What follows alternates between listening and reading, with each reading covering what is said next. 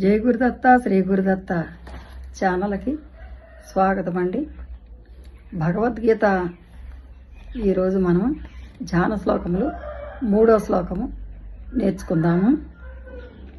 ప్రపన్న పారిజాతాయ స్తోత్రవేత్రైకపాణయే జ్ఞానముద్రాయ కృష్ణాయ గీతామృతదుహే నమః.